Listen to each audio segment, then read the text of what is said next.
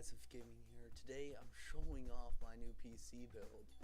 Now I built this PC about a month ago but never really had the time to do an overview of it.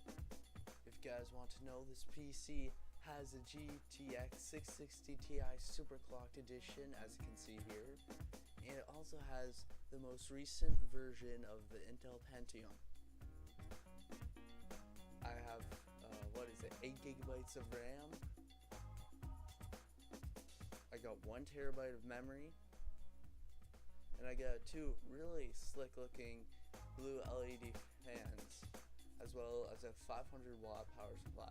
This PC can run games like Battlefield 4 at 20 to 40 frames per second, depending on how intensely you run it. Anyways, if you guys like this gaming setup or anything really, please leave a like, and yeah, I'll see you guys later.